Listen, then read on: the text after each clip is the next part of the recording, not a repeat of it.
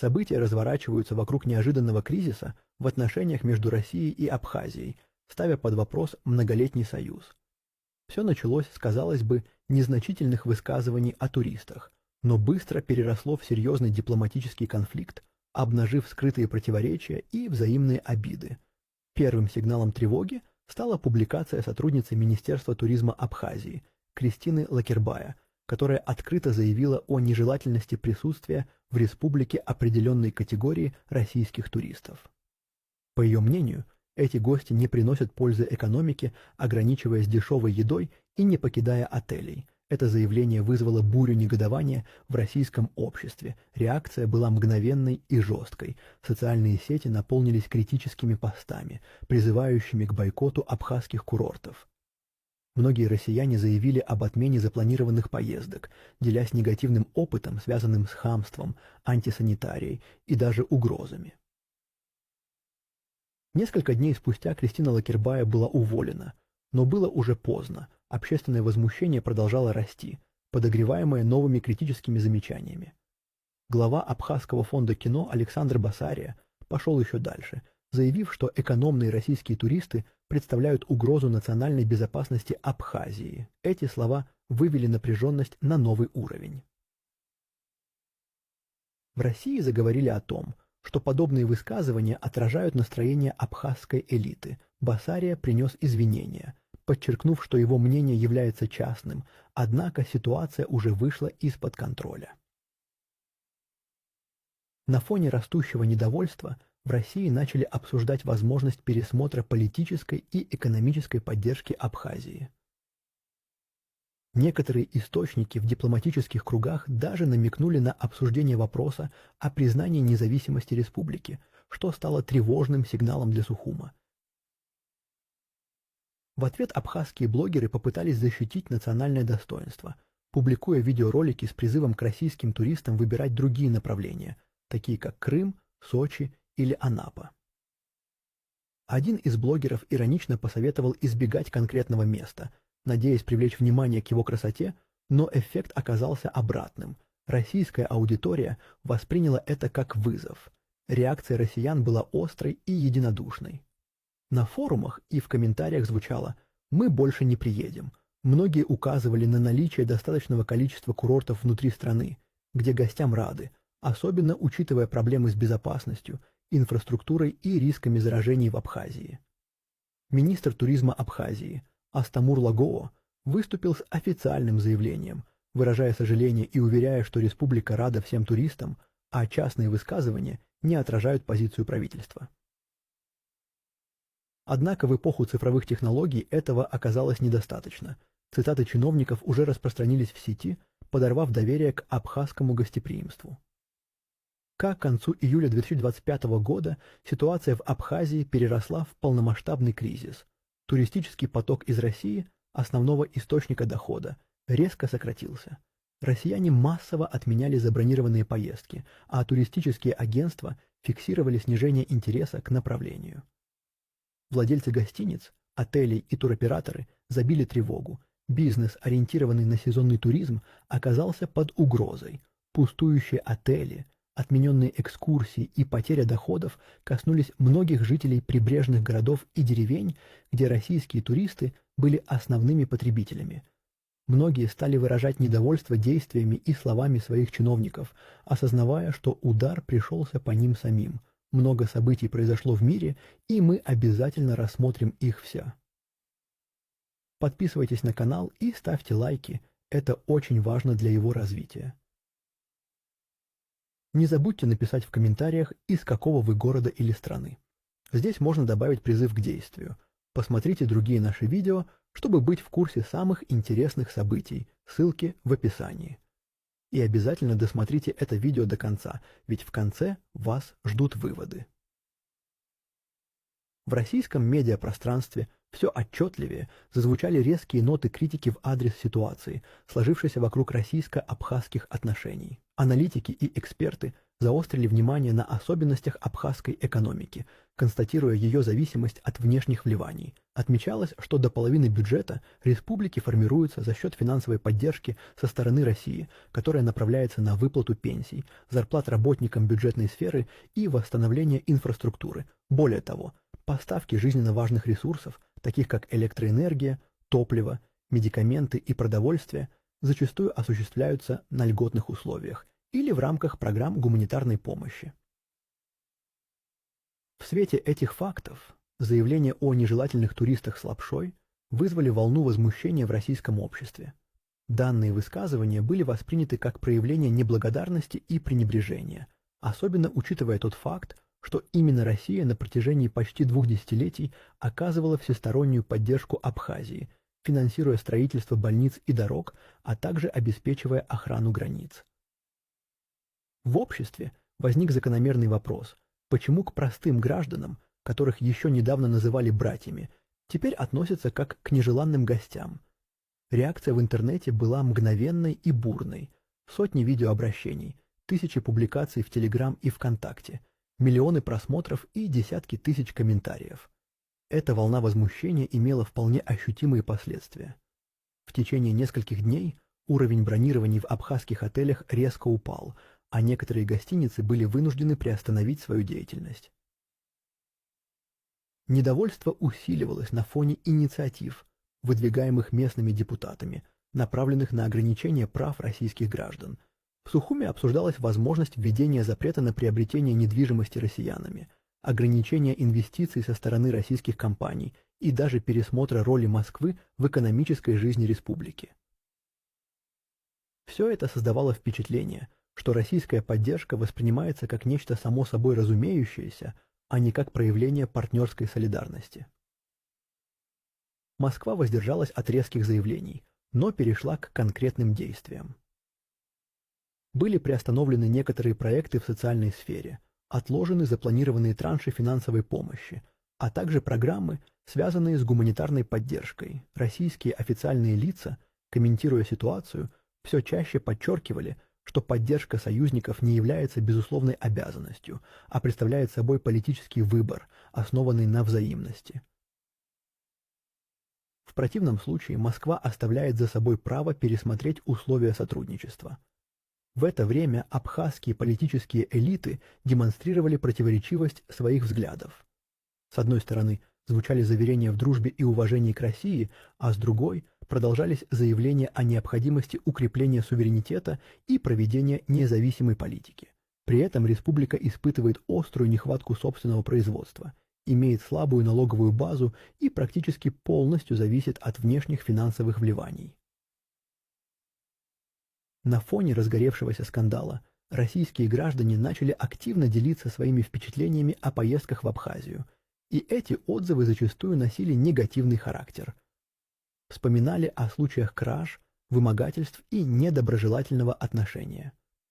В комментариях под тематическими видео тысячи людей рассказывали о столкновениях с грубостью, антисанитарией, угрозами и открытой неприязнью. Одна из туристок, Софья, написала: «Вы просите нас не приезжать». Хорошо, но тогда живите на свои деньги, а не на наши налоги. Этот комментарий получил огромную поддержку. Все это привело к формированию устойчивой тенденции. Россияне перестают воспринимать Абхазию как гостеприимное место для отдыха. Волна возмущения переросла в четкую политическую позицию. Люди, которых раньше объединяли узы братства, теперь чувствуют себя обманутыми, и эта обида может иметь долгосрочные последствия. К концу июля 2025 года дипломатическая напряженность, вызванная скандальными высказываниями в адрес российских туристов, приобрела системный характер. Речь шла уже не только о подпорченном имидже или эмоциональных переживаниях. Последствия стали ощущаться в экономической и политической сферах. Российская сторона четко обозначила свою позицию: поддержка Абхазии больше не будет предоставляться автоматически. Помощь является актом доброй воли, основанным на принципах партнерства и взаимного уважения. И если одна из сторон проявляет недружелюбие или неблагодарность, то вполне логично ожидать, что другая сторона пересмотрит свою стратегию взаимодействия. На фоне общественного резонанса и политических сигналов в Абхазии стали происходить ощутимые изменения. Первым шагом со стороны Москвы стало сокращение объема бюджетных дотаций. Часть ранее согласованных субсидий и программ была заморожена или отложена на неопределенный срок. Финансирование совместных гуманитарных проектов, инициатив по восстановлению инфраструктуры и образовательных программ также оказалось под вопросом.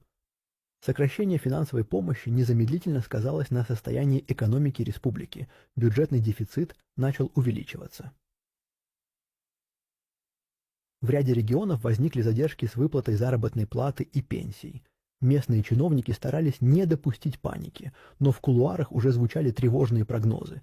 Без поддержки России экономика республики не сможет выжить. Энергетическая зависимость обернулась колоссальным бременем. Перевод поставок электроэнергии на коммерческую основу незамедлительно взвинтил цены для рядовых потребителей и спровоцировал дефицит в ряде регионов. Граждане, ранее не проявлявшие особого интереса к заявлениям политиков, теперь в полной мере ощутили на себе последствия разлада в дипломатических отношениях. Цены в магазинах поползли вверх, на автозаправочных станциях возникли перебои с поставками топлива, а лекарства стали дефицитным товаром. Особенно остро негативные перемены отразились на отдаленных территориях и социально уязвимых слоях населения. В условиях усугубляющегося кризиса некоторые местные политические деятели попытались возложить вину на Российскую Федерацию. В публичных выступлениях стали звучать завуалированные намеки на то, что Россия якобы использует оказываемую помощь в качестве инструмента давления. Однако подобные утверждения вызвали волну возмущения даже среди части абхазской общественности. Многие прекрасно осознавали, что на протяжении долгих лет именно Россия финансировала практически все сферы жизнедеятельности, от дошкольных учреждений до охраны государственных границ, от медицинских учреждений до туристических объектов, и именно эта всесторонняя поддержка давала республике возможность хоть как-то развиваться. Между тем, в интернет-пространстве продолжали множиться негативные отзывы от российских туристов. Один из них, некий Иван Попов, поделился личным опытом. «Мы и вовсе не планировали возвращаться. В прошлый раз нас обокрали, нахамили, а ребенок подхватил какую-то заразу в море, больше ни ногой в это место». Другие туристы рассказывали об ужасающих санитарных условиях, конфликтных ситуациях, связанных с арендой жилья, неоправданно высоких ценах и отсутствии элементарных удобств. Практически повсеместно звучала мысль о том, что уровень сервиса и отношение к гостям в Абхазии совершенно не соответствует понятию курорта, а проявления агрессии и неуважения стали обыденным явлением. На фоне всего этого абхазские чиновники предприняли попытку сгладить острые углы. Вновь прозвучали уверения в дружественном расположении к России, однако общественное мнение уже сформировалось, и никакие извинения не могли изменить того факта, что тысячи россиян почувствовали себя обманутыми и оскорбленными. Слишком много накопилось негатива, от мелких бытовых инцидентов до масштабных системных проблем в отношениях. При этом в российских экспертных кругах все чаще поднимался закономерный вопрос: а что, собственно, Россия получает взамен на столь щедрую и бескорыстную помощь Абхазии? Если регион не демонстрирует приверженности союзническим принципам, не ценит оказываемую поддержку и не уважает граждан, то стоит ли продолжать инвестировать в его развитие? На фоне обострившейся ситуации поднимаются и более глубокие вопросы. Все больше внимания уделяется проблеме правового статуса российских граждан в Абхазии, вопросам, касающимся собственности, налоговой и инвестиционной политики. Всплывают вопиющие случаи, когда российские предприниматели сталкивались с откровенным произволом, незаконным отъемом имущества или неприкрытым вымогательством. Все эти факторы лишь усугубляли растущую пропасть между двумя сторонами. Таким образом, скандал, начавшийся с неосторожной фразы высокопоставленной чиновницы, перерос в полномасштабный кризис доверия. И теперь под угрозой оказалось не только туристическое будущее Абхазии, но и вся структура двустороннего партнерства, которая выстраивалась на протяжении долгих лет. К началу августа 2025 года последствия конфликта между Россией и Абхазией достигли критической точки. Уже никто не воспринимал происходящее как досадное недоразумение или кратковременный эмоциональный всплеск. В Москве все чаще звучали жесткие заявления о том, что оказание поддержки – это не безусловная обязанность, а осознанный выбор. Если партнер начинает вести себя не как надежный союзник, а как избалованный и капризный иждивенец, то и формат дальнейшего взаимодействия необходимо в корне пересматривать. Абхазия, на протяжении 2 десятилетий находившаяся в зоне активной российской поддержки, внезапно столкнулась с тем, что привычные льготы и дотации стали постепенно исчезать. Москва пошла на сокращение финансирования социальных программ, заморозила реализацию крупных инфраструктурных проектов, а поставки энергоресурсов были переведены с льготных тарифов на рыночные. Это был четкий и недвусмысленный сигнал, эпоха безоговорочной поддержки подошла к концу. Негативные последствия для республики не заставили себя долго ждать. Дефицит бюджетных средств стал очевиден даже для рядовых граждан. В медицинских учреждениях ощущалась острая нехватка медикаментов, а в школах готовились к массовым сокращениям штата. В отдельных районах начались серьезные перебои с электроснабжением. Местные власти пытались сохранять видимость спокойствия, однако внутри системы росло осознание того, что без всесторонней помощи со стороны России республика не сможет продержаться и одного полноценного туристического сезона. На фоне всех этих проблем в абхазских политических кругах начались серьезные разногласия. Одни настаивали на немедленном пересмотре риторики и возобновлении конструктивного диалога с Москвой. Другие же продолжали упорно твердить о государственном суверенитете и необходимости выстраивания независимого политического курса, несмотря на полное отсутствие экономических и институциональных возможностей для этого. Возникла парадоксальная ситуация. Представители элиты спорили о вопросах геополитики, в то время как простые граждане выживали в условиях постоянной нехватки самого необходимого, освещая свои дома свечами и довольствуясь остатками социальных пособий. Люди все чаще стали открыто выражать свое разочарование не в Москве, а в собственных руководителях. В комментариях к публикациям в сети и во время уличных разговоров звучали упреки в адрес чиновников, которые ради минутной бравады поставили под удар целую отрасль и многолетние партнерские отношения. Возмущение вызывали не только скандальные заявления в адрес российских туристов, но и введение запретов на продажу недвижимости гражданам России, блокировка перспективных инвестиционных проектов, создание бюрократических препон для ведения бизнеса и откровенно недружественные шаги в сфере образования. Между тем, Москва демонстрировала твердость в своей позиции. Российская Федерация ясно дала понять, что намерена строить взаимоотношения с теми, кто ценит ее вклад и не рассматривает ее ресурсы как неисчерпаемый источник. Идея братства без взаимного уважения более не актуальна. Времена, когда все прощалось ради призрачной надежды на стратегическое партнерство, остались в прошлом. В российском обществе все чаще вспоминают о тех усилиях, которые были приложены для поддержки Абхазии.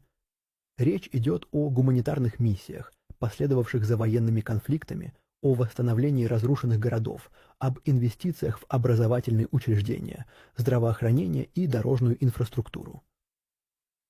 В памяти всплывают и те времена, когда Россия взяла на себя ответственность за обеспечение безопасности республики, за поставки топлива и выплату пенсий.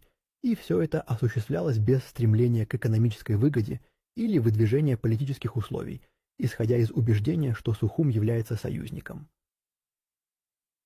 Однако текущая обстановка претерпела изменения, и вопрос, который ранее не поднимался, теперь звучит открыто. Целесообразно ли оказывать помощь тем, кто позволяет себе публично унижать российских граждан? На этом фоне наблюдается отток российских туристов. Количество бронирований на август достигло рекордно низких показателей.